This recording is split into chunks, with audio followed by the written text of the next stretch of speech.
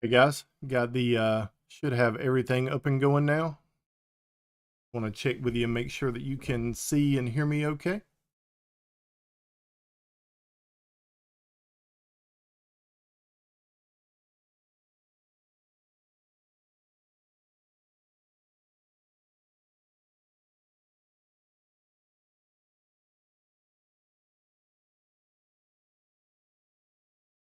Had a little bit of had a little bit of an issue here getting everything up and going.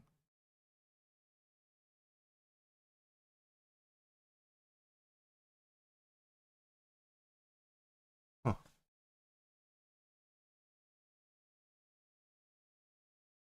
that's weird. Everything shows that it's working good on my end on the back end.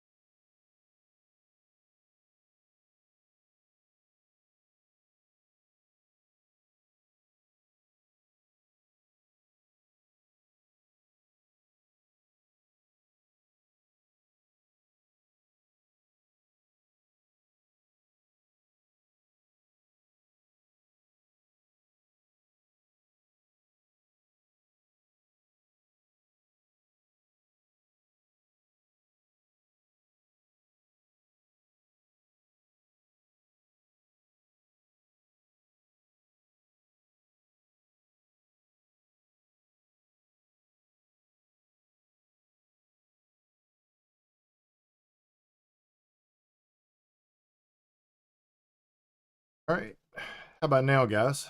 How's everything working now?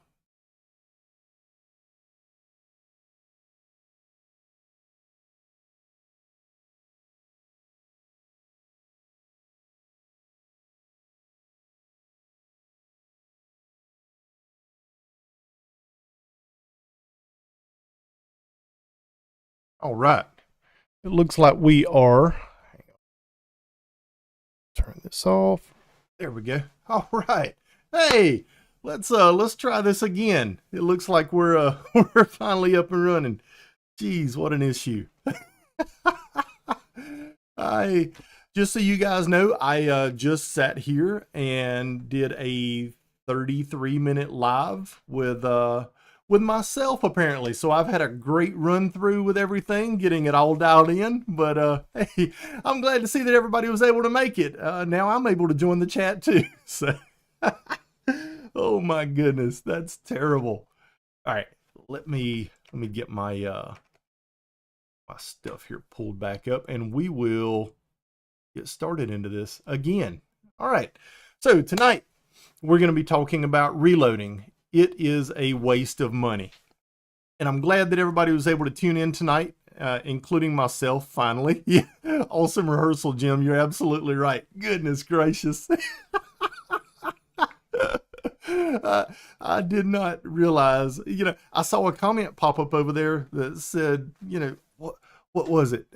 There toward the end, uh, it said still working on it, question mark, no video yet. And I was like, that's a really odd comment to put in there. I've been talking for like 30 minutes already. And then I'm like, hello, Marco, nothing, nobody. I'm like, oh my goodness, nobody can hear me or see me. So, all right, well, we got her all dialed in now. So we're going to talk about tonight. Reloading is a waste of money. And, this is one of those things that Stunt Jimmy's in the house. It's good to have you, bud. But this is one of those things that it almost hurts my soul to even talk about. I've been reloading for almost 30 years now, and I love reloading. It gives me the opportunity to really be able to dial in a load for a rifle or a pistol And we've been reloading in this country and around the world essentially since the metallic cartridge was produced. As soon as the metallic cartridge came out, guys are like, hey, I can take that and I can stuff it with powder and primers and everything and be able to load my own stuff at home. I won't have to go out and buy commercial ammunition anymore. As long as I've got cases and the components, I can load my own. And that's really been the history of reloading. As soon as metallic cartridges came out, we were able to jump in there and buy the components, buy a reloading press, some simple tools that we need, and load all of our own ammunition at home. And that was a big deal, right? For a lot of us that are preppers or self-sufficient, we don't like having to go to the store every time we need something. We want to be able to have the supplies at home where we can make things ourselves and not have to be reliant on someone else. We're much more self-reliant. But the problem that we're running into is cost. And that's going to be one of the things that we really dig into when we get on down in this video, is the cost to reload today. If you've never reloaded before and that's something that you're considering getting into, one of the first things you're going to need is equipment. You're going to need a reloading press, and then you're going to need the tools and stuff to go along with it. With a reloading press, you got a couple of options. You can get a single stage press, which is what a lot of people start with. They're a great press to learn from. They're very easy to use. I've used single stage presses for a long time. I like them. But it's not what I reload on now. I load everything on progressive presses just because I can churn out so much more ammunition in such a short period of time. But when you start looking at presses, a really good single stage press is going to cost you $250 or $300. Or a good progressive press is going to cost you $500 or $600. And that's just for the basic press. That's not including the dies that you're going to have for your particular caliber. It's not including, with your progressive, a case feeder or the primer feeders, strong mounts, roller handles, all the little things that you want to get to make the press more ergonomic for you. That's just the basic cost of the press. And then you've got your tools that you're going to have. And today we're only going to be talking about loading rifle ammunition. We're not going to talk about handgun ammunition, only for me to say this. I went and did some research earlier today on handgun ammunition, and just went on the internet, did a quick search, and there's a couple of functions you can use on there. One's called AmmoSeek and AmmoBot. Those are two different websites you can go to that scour the internet and give you pricing on components or loaded ammunition from the cheapest to the most expensive. And it's a tool that I use a lot when I'm looking for pricing on different things. So I used AmmoBot, and I went on there and checked it out. And I can buy commercially loaded 124 grain 9mm full metal jacket for a little over $200 per thousand. Primers and powder alone are almost the cost of loaded ammunition right now. That's not including having to buy cases. That's not including having to buy projectiles. Just the powder and primers alone are almost the cost of commercially loaded handgun ammunition. So there's no justification whatsoever to buy reloading components to be able to load handgun ammunition right now. It's just cost prohibitive. It would cost you almost twice as much to load it as it would to go and buy it already loaded. So we're not even talking about handgun ammunition today. We're going to focus on rifle ammunition. And let's talk a little bit about some of the tools you're going to need to be able to reload after the reloading press. You're going to need a good micrometer, whether it's analog or digital, to be able to measure your cases.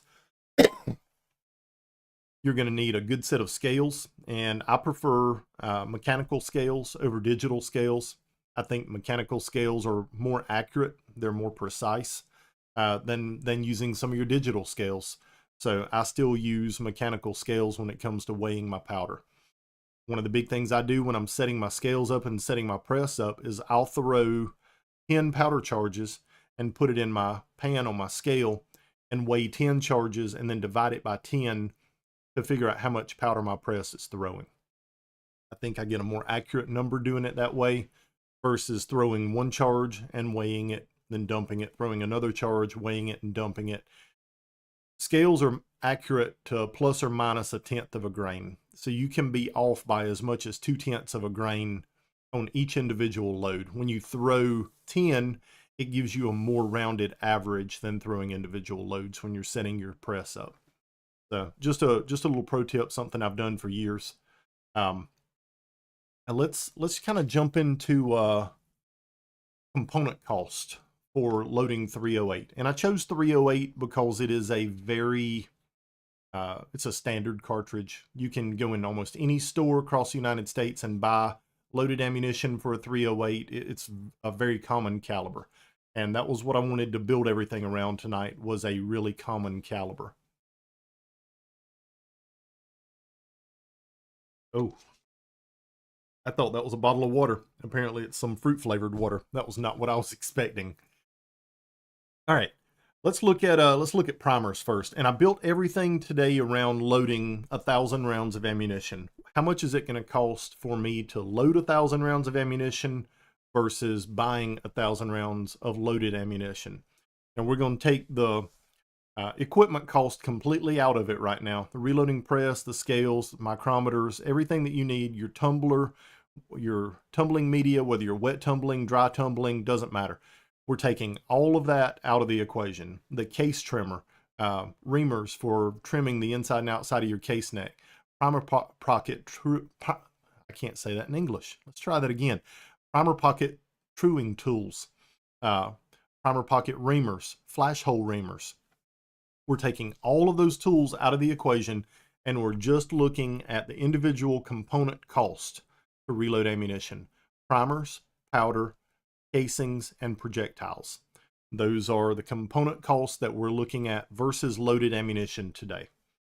So the first thing we're going to talk about are primers. I went online, used the old handy dandy ammo bot, and looked up primers. CCI primers. I love CCI primers. They're what I've used for decades. They are, without question, my favorite primer.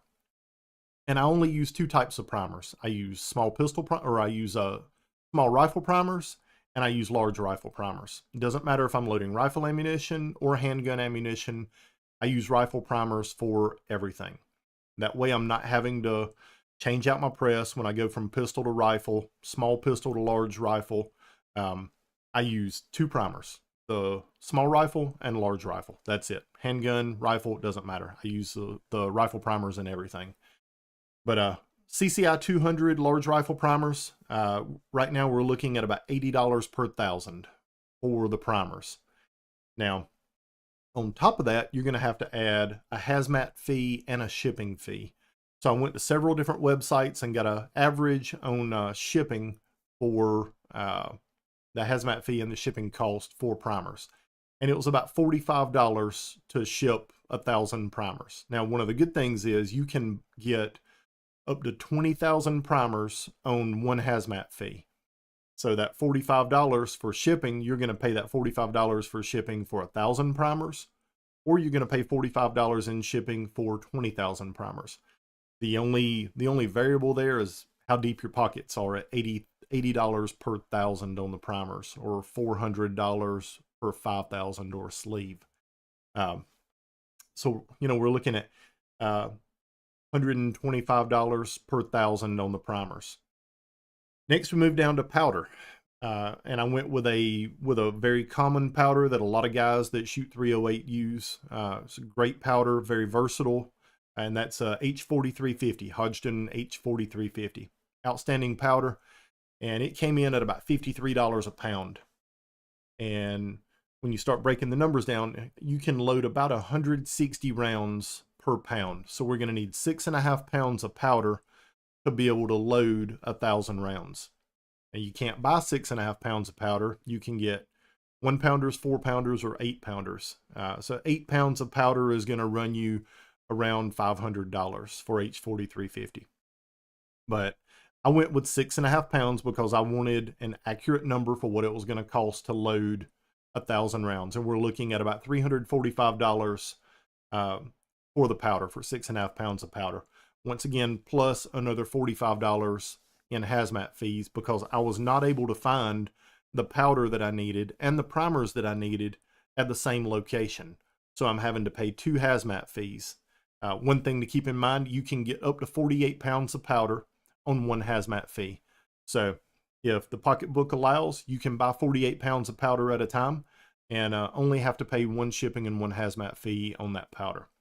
But like I said, we're looking at about $345 in powder cost. Casings, I went with the cheapest casing that I could possibly find, and that was Starline 308 brass.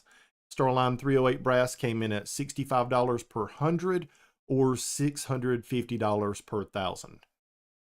Now compare that to Hornady or Lapua brass, which were both around $110 per 100 or $1,110 per 1,000. So quite a bit more expensive for Hornady and Lapua brass. Starline makes a good brass. Excuse me. And Starline brass is a great brass to use. And like I said, they're literally half the price of Hornady or Lapua brass right now.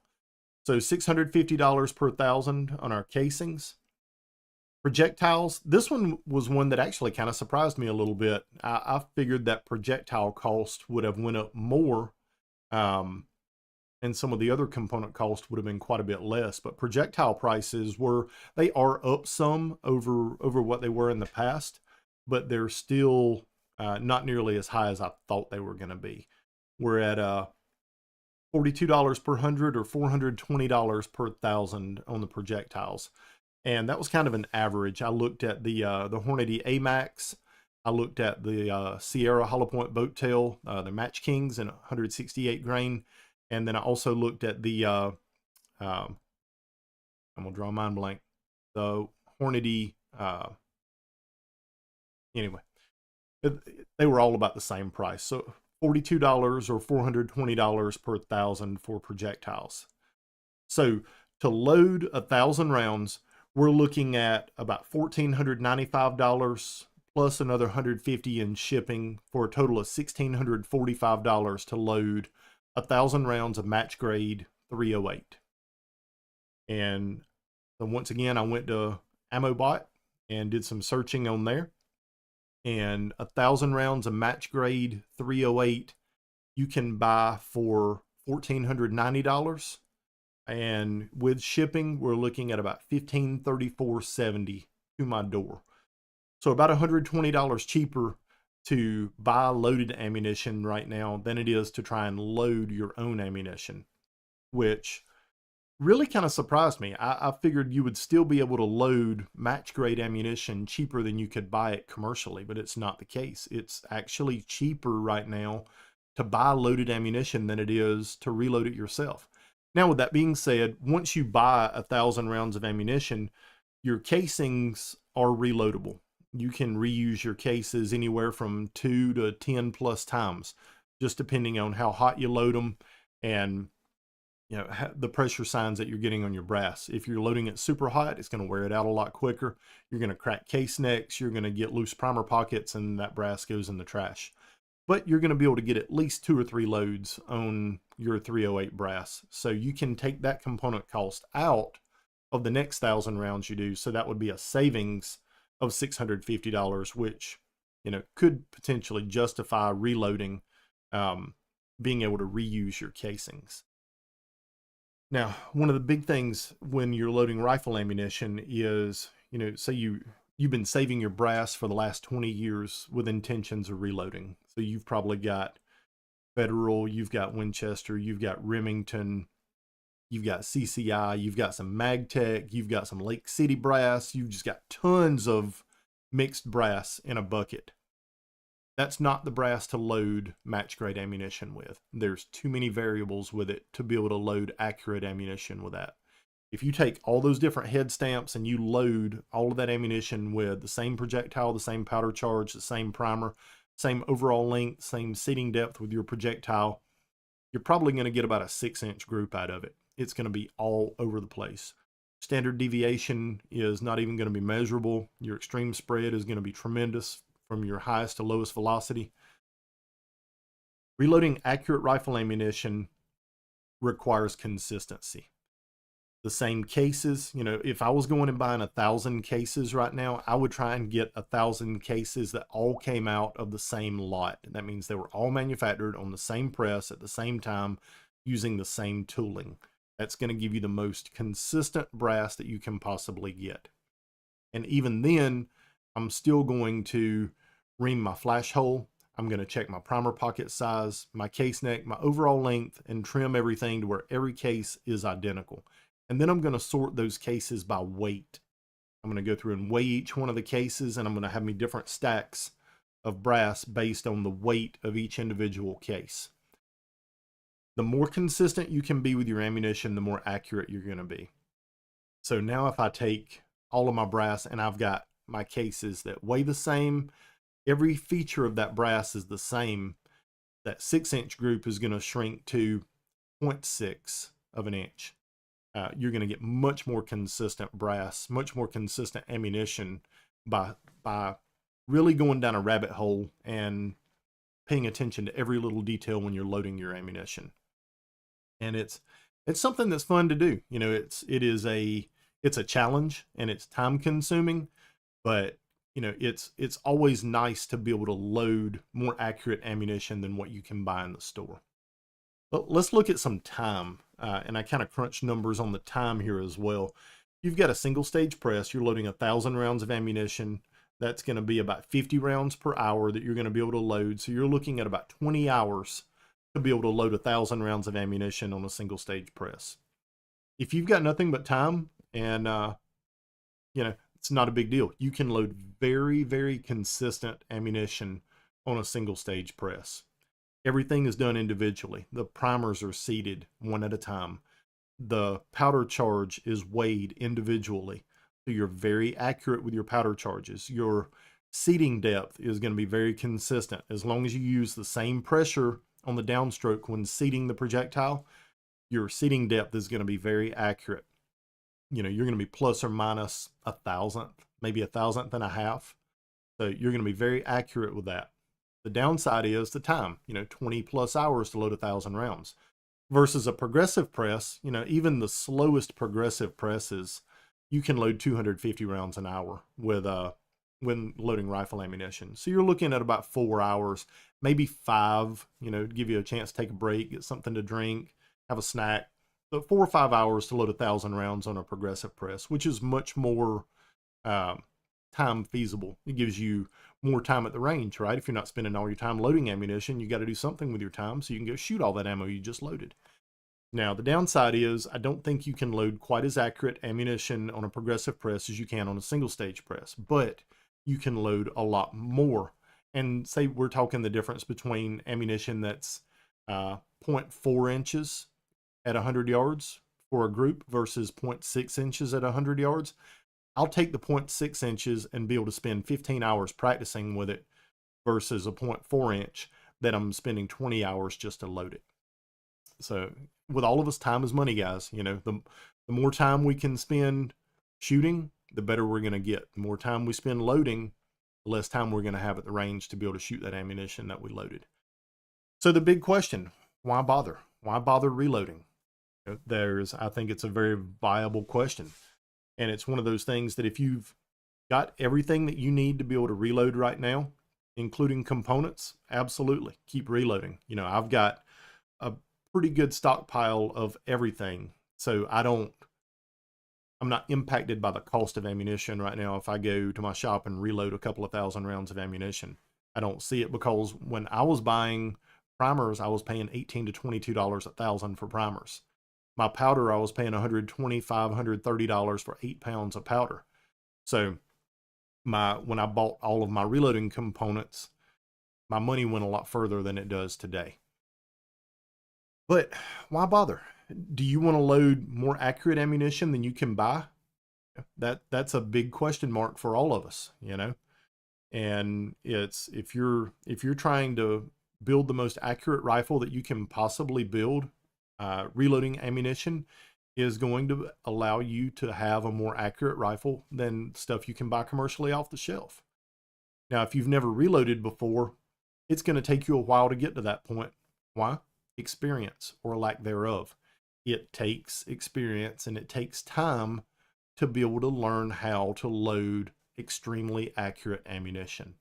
You know, I remember when I first started reloading, I had no clue what I was doing. You know, mixed bag of brass, projectiles, the wrong dies. When I'm loading, I was loading some 600 yard ammunition for NRA service rifle, and you know, so I had the right projectiles and I had the right powder and I had the right primers. My cases were all trash. I had no idea what I was doing with those, and the dies that I was using were they were not the right type dies to be able to load match grade ammunition. You know, I would load one and I'd look at it and be like, I don't know why this thing just doesn't look right. Well, there was run out. I could roll it across the table and see the projectile wobbling like this because there wasn't a floating stem to center the projectile on the case to make sure that it seated it concentric, and there was no run out on my projectile. Run out is going to ruin your accuracy. Didn't know this. You know, it's something that you learn, right? And this is one of those things where I'm talking about experience, making sure you buy the right equipment when you first start reloading so you don't make the mistakes that I made and have to take the long way around learning how to reload. You get started right the first time. But it does take experience and it takes time to be able to load more accurate ammunition. One of the big things is tailoring a load for a specific rifle. If you've got a rifle that is in a caliber that's not available anymore, the only option that you have to be able to shoot that rifle is to reload your own ammunition for it. You know, even though cartridges go or discontinued, you can still buy brass. So even though a cartridge is discontinued, you can still get brass for most of your cartridges, if not every cartridge that's ever been produced. You can find brass for it. Starline makes a lot of obscure brass that you can't find from anybody else. You can get it from Starline. And that gives you the ability to be able to still load and shoot a rifle or a handgun that you have. So if you've got an obsolete caliber, yeah, reloading may be your only option to be able to shoot it. But for commercially available stuff, right now, guys, buying your ammunition off the shelf, I think is going to be your best bet in the time being until ammunition prices start to come back down.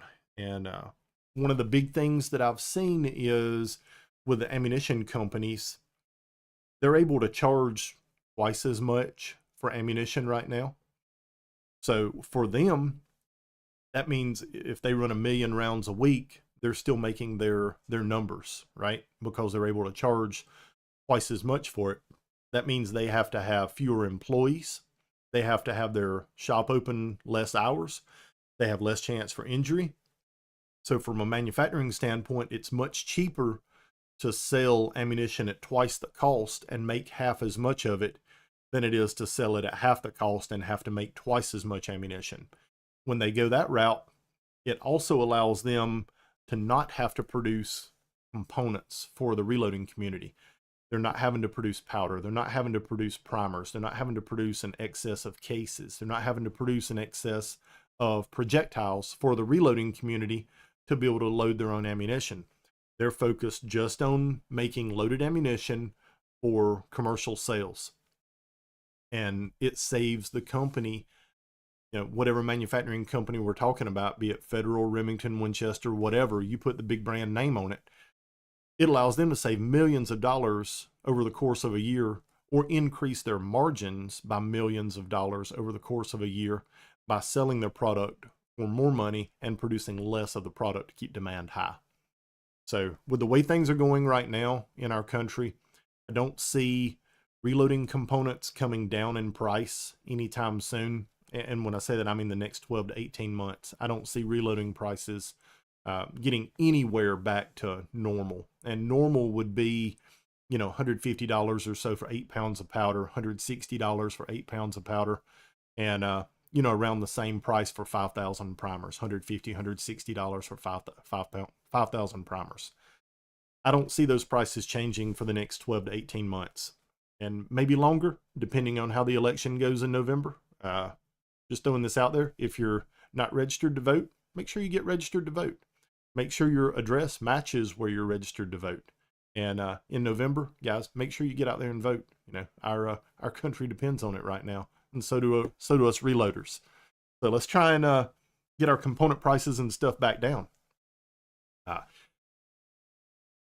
Don't really have any questions over here. Lots of comments, and I appreciate you guys, all of you, jumping in and watching tonight. It's been a couple of months since I've been able to do a live. My mom passed away a couple of months ago, so I've been dealing with all of that, and you know, honestly, I just haven't had the time to be able to get in front of the camera with you guys. It's been really good to be back tonight and talking about something that I enjoy.